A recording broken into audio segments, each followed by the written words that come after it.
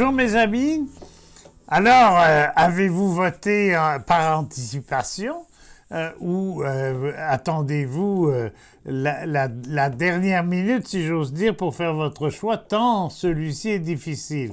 Alors, pour nous aider à démêler tout ça, on a déjà eu une première émission, on a fait des constats sur les promesses des partis, les engagements et puis surtout sur la situation d'où nous partons pour les aînés. Mais il faut aussi maintenant vous aider, nous aider mutuellement à trouver comment faire le bon choix le 3 octobre. Alors pour évoquer ça et puis essayer de nous aider beaucoup, j'ai demandé de nouveau à notre amie Lise Labelle, qui a une très grande expérience. Alors, comment on peut faire pour essayer de voter efficace, parce que c'est ça qui est finalement le but de l'opération. Moi, je vais vous dire, là, un parti pour moi qui était à éliminer au niveau de mon vote, c'est la CAQ. D'abord, la CAQ, le premier ministre actuel est un monsieur qui voulait devenir premier ministre, qui s'est créé un parti, qui n'a pas à recevoir un vote de confiance parce que c'est lui le chef. Hein? Il a créé son parti. Donc, il avait assez d'argent pour se créer un parti politique. Il a signé un engagement solennel de faire une réforme du mode de scrutin et c'est la première promesse qu'il a mise de côté. Ça me l'a fait, comment je pourrais dire, mal juger dès le début de son mandat de 2018 et surtout au moment où l'annonce a été faite.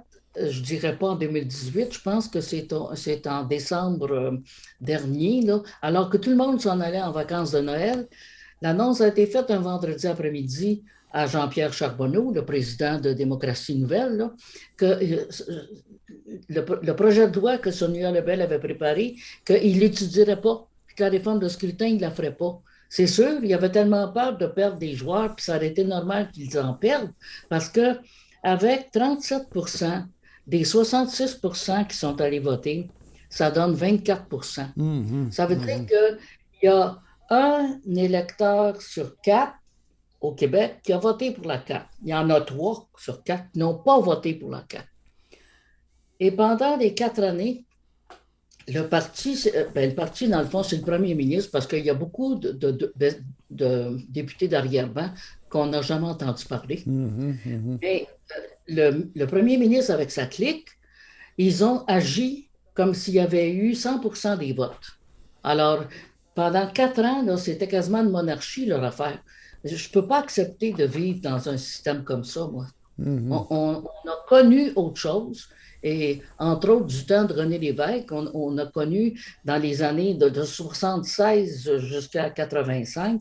En 76, ça avait beau être l'équipe de ministres la plus diplômée, puis les plus compétents et tout ça, mais la population était dans le coup.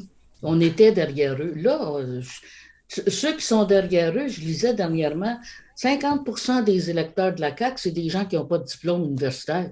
Fait que ça veut tout dire, ça. Hein? C'est pour ça que monsieur, il parle un langage coup-ci, coup-ça. Il s'enfarge dans ses affaires. Après ça, il est obligé de s'excuser. Bon, moi, c'est clair que ce que je souhaite, c'est que la CAQ ait une opposition forte OK. cette fois-ci. OK. Parce que monsieur souhaitait de dépasser 100 députés. Ça n'a pas de sens.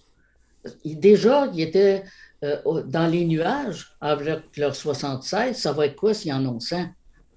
Alors, je fais la promotion, moi, d'empêcher que le PQ meure, premièrement. Alors, moi, je vais voter PQ par conviction, mais je fais aussi la promotion parce que sur ma page Facebook, j'y reviens à l'occasion. Et entre autres choses, pour les retraités ex-employés du gouvernement qui ont perdu la pleine indexation en 82, Oui, oui. la CAQ n'est pas mieux que les autres, Ah, Jean. ah, Hein? ah, ah. La CAQ, par la bouche de Sonia Lebel, elle a répondu à notre présidente Lise Lapointe. Vous avez eu l'occasion de parler à la tribune des retraités. Maintenant, le gouvernement a étudié ça et on a décidé qu'on ne touchait pas aux années 82 à 99. Ah, ah. Il y a, il y a des gens qui vivent encore, là, puis qui travaillaient en 82, 99, pour lesquels ces années-là ne sont pas indexées. Mais quand on parle d'inflation, c'est quoi le remède à l'inflation? C'est l'indexation. Hein? Absolument, oui, oui. Alors, actuellement, là, les salariés, c'est ceux qui vont demander des augmentations de salaire. En janvier, c'est sûr que la PSV va augmenter, le RRQ, ça va augmenter. Mais pour nous autres, les ex-employés du gouvernement, si le coût de la vie a augmenté de 6 ben on va avoir 6,3. Hein? On va perdre 3. Absolument. Alors, alors, pour moi, là, la CAQ, là, non. Le PQ, je pense qu'avec son nouveau chef, Paul Saint-Pierre Plamondon, fait une très bonne campagne actuellement et il est aidé par le petit nombre de députés péquistes qui ont été élus en 2018, mais qui sont des gens qui croient à l'idée de la souveraineté, qui croient à la social-démocratie et puis qui accompagnent Paul Saint-Pierre Plamondon dans sa tournée de la province. Les libéraux, d'après moi, s'ils disparaissent de la carte, là, ben, ça sera parce que, d'abord, je pense qu'ils se sont trompés dans le choix de leur chef. Madame Anglade n'a pas la stature pour occuper cette fonction-là. Puis elle multiplie les bourdes. Puis elle est toujours là avec ses petits doigts en l'air, là, mais il n'y a plus personne qui a peur de ça, les petits doigts en l'air. Hein. Oui. Puis elle fait des accusations par rapport à François Legault qui manquent de sérieux de toute façon. Puis c'est pas parce que lui, il ne mérite pas qu'on critique sa gestion. Bon. Par contre, c'est sûr que toute la question de la pandémie a fait que l'opposition a été dans l'ombre parce que monsieur a occupé toute la place. Bon. Et il y a eu une période où c'était nécessaire, mais après ça, je pense qu'il en a abusé.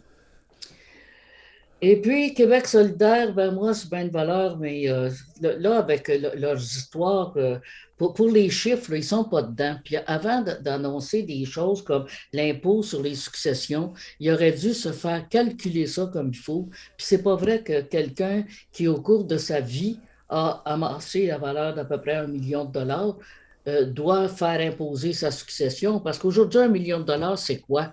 Par rapport à ce que ça pouvait être dans les années 50, c'est pas la même chose. Ouais. Aujourd'hui, là, quand viendra le temps de vendre une maison qu'on a achetée il y a 40 ans, combien de fois on va récupérer le prix d'achat? Hein? Fait que Gabriel Nadeau-Dubois, là, il s'est mis, lui aussi, il s'est mis les pieds dans le plat avec ses chiffres. Puis il y a certaines choses pour lesquelles moi, je ne suis pas capable d'appuyer le Québec solidaire qui accepte les femmes à foulard et tout ça. Là. Ça ressemble trop au multiculturalisme de Trudeau, ça, Ah oui. pour moi. OK. OK. Bon. Bon, ben écoute, j'espère que tout ça va être un ensemble de bons conseils. En tout cas, j'espère qu'on aura réussi à faire réagir tous ceux et celles qui nous suivent et nous écoutent sur ce programme. Merci beaucoup, Lise.